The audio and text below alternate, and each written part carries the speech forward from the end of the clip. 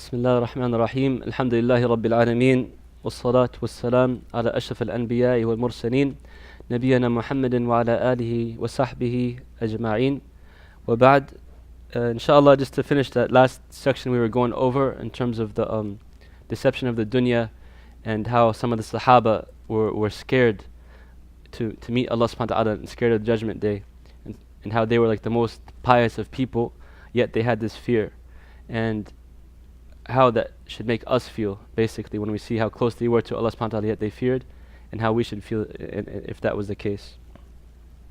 So we mentioned the story of Abu Bakr and Umar radiallahu anhum, who were two of the best companions, and how scared they were of going to Judgment Day.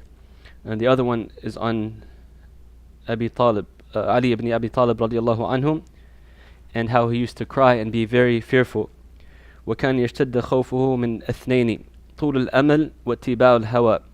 And his fear used to be the greatest of two things, which is having like long-term aspirations, thinking that you're going to live forever and you can get away with everything, and اتباع الهوى, or following the lower desires. قال فأما طول الأمل فينسى الآخرة وأما اتباع الهوى فيصد عن الحق. He said, as for the طول الأمل, or having like long-term aspirations and a goal, that makes somebody sometimes forget about the akhirah, the next life. Like when you keep planning and planning and planning all according to the dunya, sometimes that would cause you to forget about the akhirah. And he says, as for following the lower desires, that prevents one from following the truth. ألا وإن الدنيا قد ولت مدبرة والآخرة مقبلة ولكل واحدة بنون. Verily the dunya has turned its back upon you, it's running away from you, and the akhirah is coming, the next life is coming. And for each one of these, they have their children. فَكُونُوا مِنْ أَبْنَاءِ الْآخِرَةِ وَلَا تَكُونُوا مِنْ أَبْنَاءِ الدُّنْيَا. So be of the children of the akhirah, and don't be from the children of the dunya. فَإِنَّ الْيَوْمِ عَمَلٌ وَلَا حِسَابٌ وَغَدًا حِسَابٌ وَلَا عَمَلٌ. For verily today is actions with no account, and tomorrow is an account without actions. This is the chapter for, it might not, you have the English translation or the Arabic?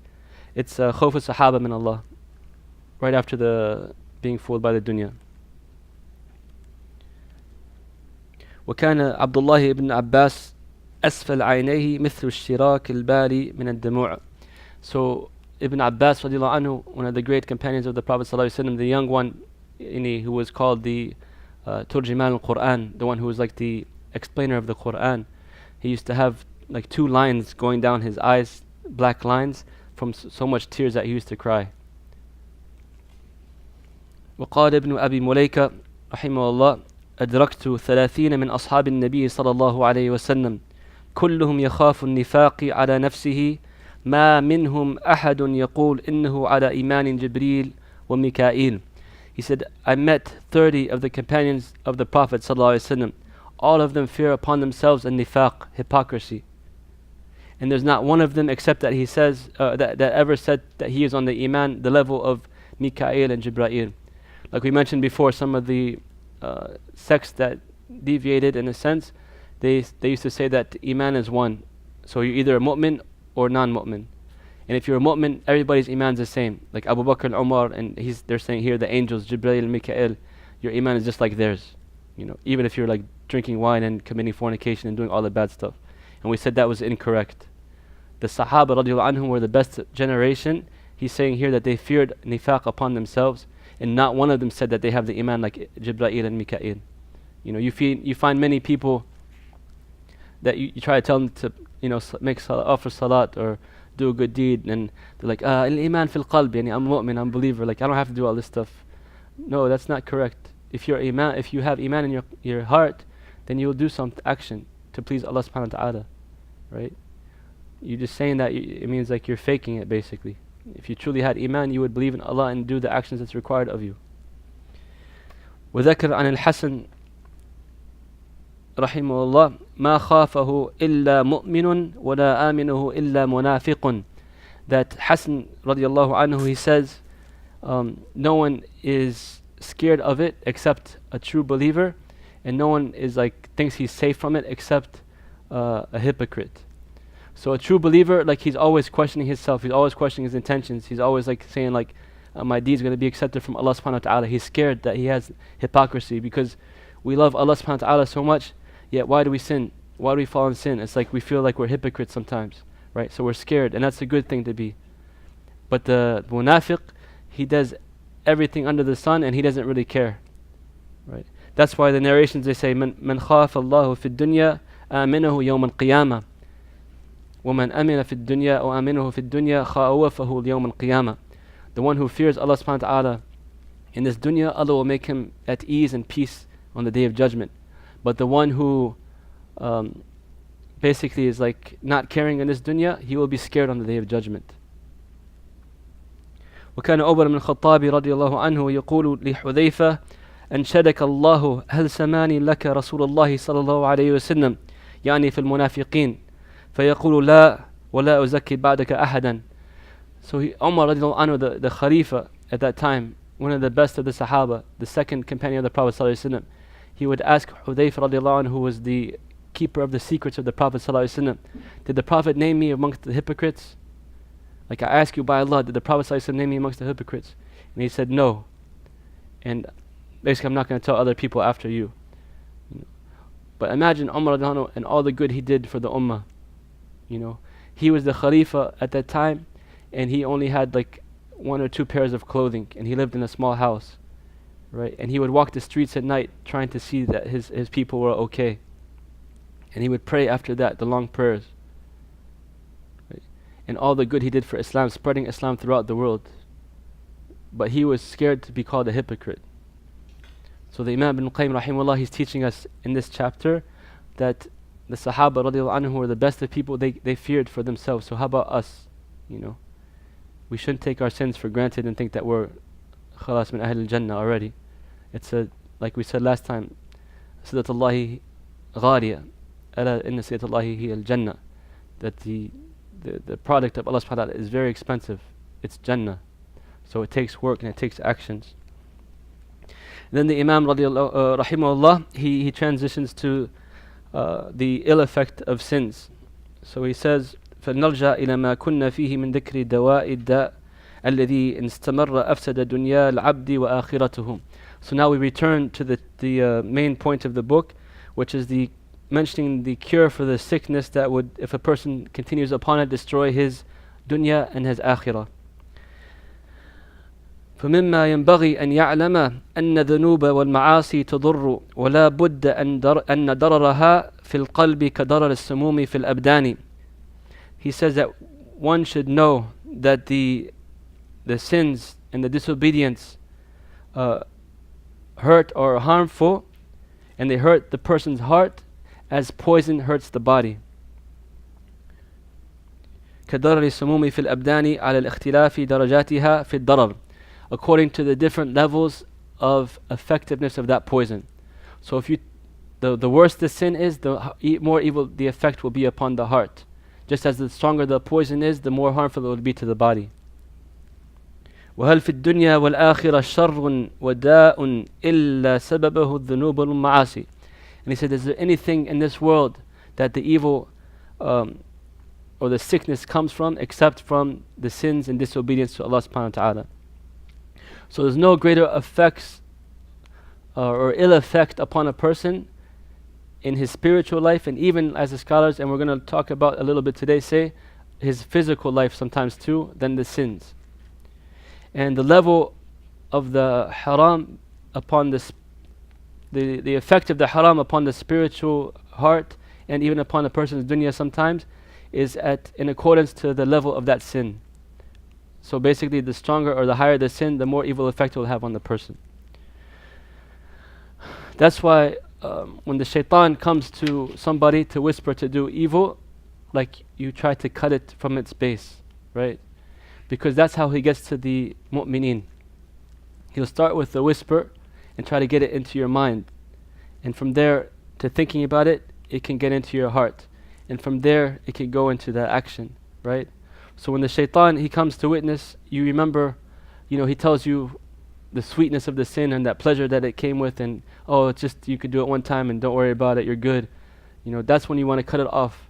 And remember, no, this sin can cause ill and harm. And I might have had some pleasure doing that, but right after, how did I feel afterwards? If you're a true mu'min, you feel bad. The more you cut it off from the beginning, the easier it becomes to leave that sin. And you become stronger in your iman. And then you start thinking of how Allah subhanahu wa ta'ala looks upon that sin, and you start hating that sin as well, right? It's a transformation, and it takes time, and it takes practice, and it takes effort, but the more you're sincere to Allah subhanahu wa ta'ala, the easier it becomes. So any type of sin, you want to realize the way to prevent it is thinking about its consequences and the ill effects it has upon your heart, and the ill effects it could have upon your physical well-being also in the world.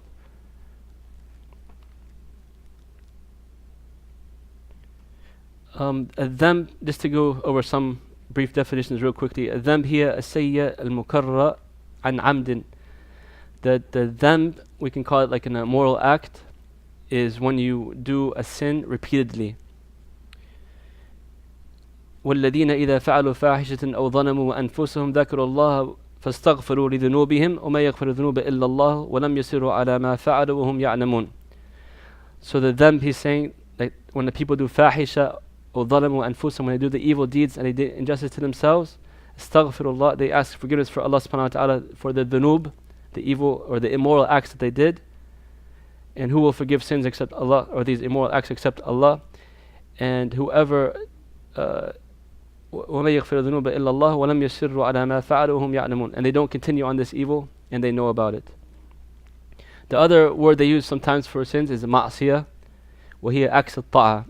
Ma'siyah, it's like translated as disobedience, so it's the opposite of obedience. And there's two levels. They can be like the kabira and the saghira, right? The large major sins and then the smaller minor sins. This results mostly out of not being able to withstand the temptations of the shaitan or your lower desires, right? And it means that you're lacking in sabr. Before we talked about having sabr and basira were the two main ways to get through the dunya and to avoid the sins. So lacking these leads to falling into the sins. Sayya is something that we can call also translated as sins or bad deeds or evil deeds. It's something ما يسوءكم أو ما يسوء الإنسان في دنياه أو آخرته, something that causes disappointment or harm in this person's life, this life or the next life. And the ayat is when تصيبكم سيئة يفرحوا بها. When some harm or ill effect comes to you or to the Prophet and the companions, the munafiqeen get happy with it. Sayya, so it's harmful things. And there's also khatiyah, which means comes from khata'a or mistake. And you have two types of mistakes, the amd or the intentional one or the non-intentional one, right? So the non-intentional mistake, رَبَّنَا لَا تُؤَاخِذْنَا إِن نَسِينَا أَوْ أَخْطَأْنَا. Oh Allah, don't take us to account for that which we forgot or we made a mistake in. So if you make a mistake, you don't know better, Allah subhanahu wa ta'ala, He automatically forgives that one. But if you know something's wrong and you do it, that's when you get accounted for, right? Like Ibn Qayyim says in one of his poetry, إن كنت تدري فتلك مصيبة إذا كنت لا تدري فتلك مصيبة وإذا كنت تدري فالمصيبة أعظم. That if you didn't know, it's considered like a catastrophe. Not being ignorant is considered a catastrophe. But if you knew and you did it, المصيبة أعظم, the catastrophe is even greater. So when you know something is haram and you still do it, that's an even greater sin, right? And in reality, a side point, when anybody that does sin, they do it out of jahl too. And if you go back in the tafsirs and read about those ayat, you'll understand. It means like even if for example, something 100% is haram, but you do it, it means you're ignorant. Because you're ignorant of Allah subhanahu wa ta'ala's attributes and you're ignorant of the consequences of the sin, right? Because if you really knew that was haram and that Allah subhanahu wa ta'ala is as-sami' al-basir, He's the all-seeing, the all-hearing, He knows what you're doing, He's watching you when you're doing that sin, right? Would you really do it? Just in dunya affairs, the worldly affairs, if somebody's doing something they shouldn't be doing, and somebody you respect were to walk in on you, Like, how would you feel? Right? How embarrassed or how shy or ashamed. And that's from a person of the dunya. But imagine Allah subhanahu wa ta'ala, Malik al-Muluk, the king of all the kings, the Lord of the worlds, the creator of the heavens and the earth. But we don't feel that shame or that you know, disappointment in doing something wrong in front of him. And the other term is al-ithm. And ithm is basically something that is considered a transgression or something that prevents you from attaining blessings. Like Allah says in the Quran, فِيهِمَا إِثْمٌ كَبِيرٌ, about the wine and gambling, فِيهِمَا إِثْمٌ كَبِيرٌ, because it prevents people from doing good deeds. When people are drunk or they waste their money in gambling, it prevents them from attaining a greater good. So these are some of the different names and definitions for sins and ma'asi, just inshallah as a review for us. And so the Imam, he goes on to start talking about some of the consequences. As he said, he doesn't know of any greater evil in a person's dunya or akhirah than falling into dhunub wal ma'asi. He said, what ousted our parents from paradise? You know, what took out Adam wa Hawa, Adam and Eve from paradise? The sin. They were in Jannah. No hunger, no thirst, anything they want to, have in paradise. But the sin took them out. What kept the shaitan out of paradise and put him into the hellfire forever? Sin. What caused the people of Noah to drown? The sins of the people. What caused Ad to be destroyed? What caused the villages of the people of Lut to be destroyed? Who was it that sent the punishment upon Shu'aib's people? And why did he send that punishment? All these examples he's talking about are physical punishments that Allah subhanahu wa ta'ala sent upon a people because of sins. The greatest of sin is disbelief, and also even for all these other fawahish that these people fell into. Allah subhanahu wa ta'ala, He gave them warning and chance after chance, but they rejected and rejected, so Allah subhanahu wa ta'ala, He sent the physical punishment. And who sent the people to punish the children of Israel for their sins?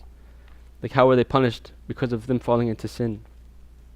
Imam Ahmad radiallahu anhu rahimahullah, he said, Al-Walid ibn Muslim reported that Safwan ibn Amr ibn Jubayr, who narrated from his father, said that Cyprus was conquered and the families were separated, those who embraced Islam and those who didn't embrace Islam. And they were like crying. So when Abu Darda saw this, he started crying himself as well. So the Sahaba, they asked him, like, why are you crying when we were victorious over Cyprus, like over Persia? We won, we conquered the battle, why are you crying? And he said, woe to you, O Jubair, how worthless are people in the sight of Allah after they rejected His command. And once they were a sovereign nation, they turned away from Allah subhanahu wa ta'ala's command, so this was their fate. Basically, they were destroyed for falling into sin and not accepting, belief in Allah subhanahu wa ta'ala. So it causes Sahaba to cry because it's something that can happen to anybody. Then Abu Salama, rahimahullah, he said, I heard the Prophet ﷺ saying that when sins spread amongst my ummah, Allah subhanahu wa ta'ala will send a punishment upon them. And he said, O Messenger of Allah, would there not be among them the pious at that time? He said, yes, there will be pious amongst them, but they will suffer the punishment like the other people, and they will be saved from because of Allah subhanahu wa ta'ala's mercy in the akhirah. Al-Hasan al-Basri rahimahullah reported upon Hasan ibn Ali radiallahu anhu reported that the Prophet ﷺ said, this ummah will stay under the protection of Allah as long as its scholars do not support its leaders, and its pious people do not vindicate the conditions of the wrongdoers, and its righteous people do not disregard its evil people. So basically, like, scholars not supporting the leaders in the sense that they don't support oppressive leaders or injustice. Like they're not like a blank stamp for oppressive people. Like the true scholars, like the Prophet ﷺ said that the highest form of jihad is kalimatul haqq and the sultan jahir. That's speaking the truth to an unjust leader. That's one of the highest forms of jihad. Right? So when the scholars become servants of the leaders as opposed to servants to Allah subhanahu wa ta'ala, the Prophet ﷺ said that's when you will lose the protection of Allah subhanahu wa ta'ala. And he said when the pious people don't vindicate the condition of the wrongdoers, like the pious people don't make excuses for the wrongdoers. As time goes by, subhanAllah, every generation after the Sahaba, you'll find more and more fatwas that are like making it so-called easier and easier. Something that was haram becomes like makruh, and then after like some time it becomes mubah, and then it becomes so normal, like, oh, there's no problem with it, so it's okay. But when the scholars hold the people to account, and the pious people hold the people to account, then the society remains pious and you still have the protection of Allah subhanahu wa ta'ala. And then finally he says, when the righteous people do not disregard the evil people. So when the righteous see an evil, they correct it, and that's how the society is kept in check basically, and it succeeds, and it goes forward, right? It achieves higher levels. But when the pious start letting the evildoers get away with everything, and evil becomes a norm in society, that's how the societies are destroyed, and Allah subhanahu wa ta'ala's protection is removed. And he says that the Prophet ﷺ said that a man قد يحرم الرزق من ذنب ارتكبها, like a person can lose his provision for a sin that he acts upon. So all these are physical punishments that Allah subhanahu wa ta'ala sent because of the effects of sins. And now he's saying even your rizq, your provision, can be affected by the sins. So a person was going to be having blessed provisions, but he fell into sin, and Allah subhanahu wa ta'ala took his provisions away from him.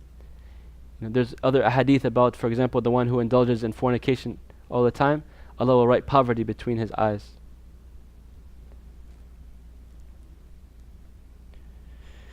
And the Prophet ﷺ, he said that the people would soon come together to attack you as the animal or birds come to gather upon a dish. And the Prophet ﷺ said, would that be because of our small numbers? And he said, no, you will be numerous at the time. لَكِنَّكُمْ كَالْغُثَاءِ السَّيْلِ, that you'll be like the foam or the scum carried by the ocean. And Allah will remove the fear from your enemies, and He will put wahan upon your hearts. And someone said, what is wahan, Ya Rasulullah? And he said, love of the world and dislike of death. Right? So if you look at the history of the Sahaba radiallahu anhum and how they were given the dunya, it's because they didn't care about the dunya. They cared about the akhirah. So Allah gave them the dunya and the akhirah. Right? They said to the people of Persia at the time, we love like death as you love life, meaning that they were willing to sacrifice their lives for the cause of Allah subhanahu wa ta'ala. And how you are so careful and keen on living in this luxurious life and all its wealth and all its glory and fame and fortune and pleasures. We're seeking the pleasure of Allah subhanahu wa ta'ala. We don't care about any of that. When Rabi' ibn Amr radiallahu anhu, he went to the king of Persia, he came in there like a poor Bedouin person with shabby clothes, and he was the carpet to the king was made from silk, and all the emissaries and the higher ups from the society were sitting around there looking down upon him because he's like this, be ashamed of yourself. Once you at least dress up, you're going to see the king, right? He's like, I didn't ask to come here. You guys told you asked me to come here, right? And he had his spear or his walking stick, and he was like walking, putting holes in the silk, going all the way up to the king. And the king said, if it wasn't against our rules, I would have had your head, and I would have slaughtered you. And he had no fear in his heart whatsoever, and he didn't care about all that stuff. Like some people will feel ashamed, like the way they're dressed, or when they're in such a rich environment. But he had iman in his heart. His himmah, his goal is how Allah thought about him. He didn't care for the pleasure of the people, he cared for the pleasure of Allah. And he told him with all authority and honor, I came to call you from the worship of this servants in this dunya to the worship of Allah, the Lord of the dunya, and from the darkness of this world into the light of the akhirah, and from the smallness of this world to the greatness of the akhirah. Like, he didn't care about the dunya, he cared about the akhirah. And he had no fear in his heart for these people. And that's how the Muslims, the mu'mineen at that time, they feared Allah, and Allah gave them the dunya and the akhirah. Right? But as time went on, people started loving the dunya more than the akhirah, and worrying about the dunya, and fighting over the dunya, and fighting amongst each other, and being jealous, and forgetting, we're not here for a permanent time. We're going to die. We're going to the akhirah. What are we doing here? Why? SubhanAllah, it's so sad when you read the history of like Andalus and the Muslim empires at the time. Princes fighting amongst each other for land, or for a woman, or for some treasure of this dunya. And that's how they became weak and weaker, and then their enemies took them easily. The same year, in 1492, when Columbus so-called sailed the ocean blue, that's when the Muslim empire fell in Spain. Right? And that's when the West started progressing. They took all the khair and the ilm and the knowledge from the Muslims at that time. The Muslims, when they were following Islam, Allah subhanahu wa ta'ala, like I said, gave them dunya and akhirah. They were the highest in medicine, the highest in science, the highest in math. The kings and the princes of the Western world would send their sons and daughters to go and study at the Muslims' universities, right, to learn these knowledges. And they took this khair and they took this ilm and they went and progressed with it. They knew this is what was important in their terms, and the Muslims started chasing after, dunya temptations and wine and all that other fitna, and they ended up losing not only their deen but their dunya. As Umar radiallahu anhu said, نحن قوم أعزنا الله بالإسلام فلما ابتغينا العزة في غيرها أذلنا الله. That we are people that Allah subhanahu wa ta'ala has made honorable because of Islam.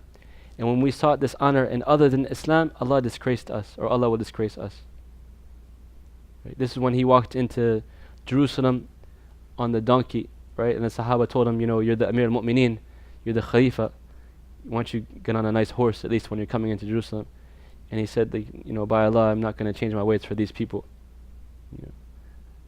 And actually, in some narrations from the Bible at the time, or the Torah, it talked about a leader coming into Jerusalem, a just leader, who will be riding upon a donkey, subhanAllah. So that's how the Sahaba radiallahu anhum, they thought. They weren't concerned about fighting over dunya. They were concerned about reaching Allah's subhanahu wa ta'ala's pleasure in akhirah. So Abu Hurairah radiallahu anhu reported that the Messenger sallallahu alaihi wasallam said, in the last days, men will come forth who used the religion fraudulently for worldly ends, and wear sheepskins in public to appear meek. And their tongues will be sweeter than sugar, but their hearts will be as the hearts of wolves. Allah will say, are they trying to deceive me? Or are they acting, presumptuously towards me? I swear by myself, by Allah subhanahu wa ta'ala, that I shall send a trial upon these people, which would leave the intelligent man among them confused. يَجْعَلْ الْحَلِيمُ حَيْرَانًا.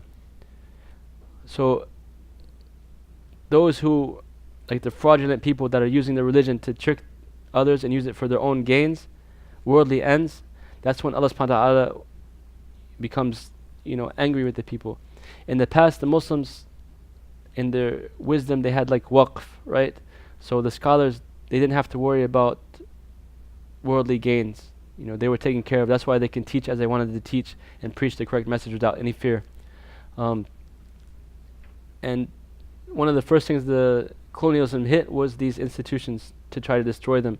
So the scholars become dependent upon money from the government, for example, or sources that they shouldn't be getting their money from. So they can start issuing fatwas according to the whims of these people.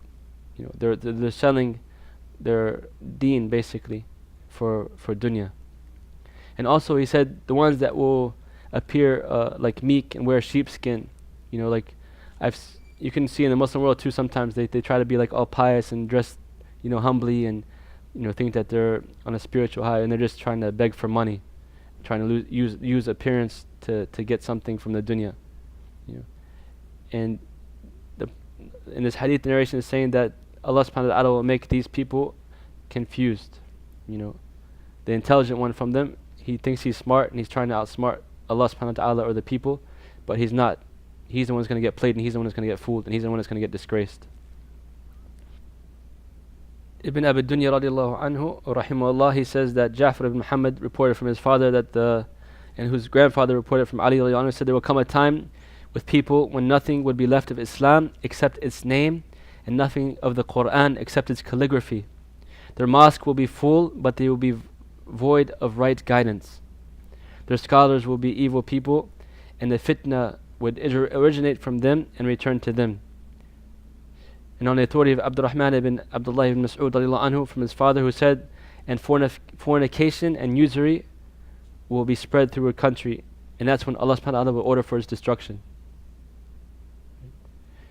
And it's scary, but if you look at some of the signs around us, a lot of these signs are here already. And when we read more, inshallah, next week, you'll see even more of the signs, subhanAllah. So it's very important to, it's a warning for us to be careful from these sins and not indulge and try our best to isolate ourselves from it as much as possible. Because the more you get accustomed to it or influenced by it, the easier it becomes on your heart. And you might fall, and Allah protects us from it, the warning from the previous narrations. Whereas we'll be destroyed because of that.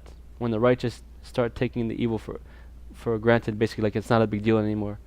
And that's one of the dangers of being desensitized. We see the sin as less and less an evil thing. We're cool with having a person in front of us doing something completely haram and not even being moved by it or not being upset by it. Right? So we have to be careful, inshaAllah. So the brother's reminding us to make dua for the people in Palestine and the West Bank, Jazakallah khair, and give us a history lesson. Don't forget the Rohingya people. What's that? And the Rohingyas people in Burma. And mashallah, Jazakallah khair. May Allah help all the Muslims around the world. SubhanAllah, we're in the time that's Allah musta'an.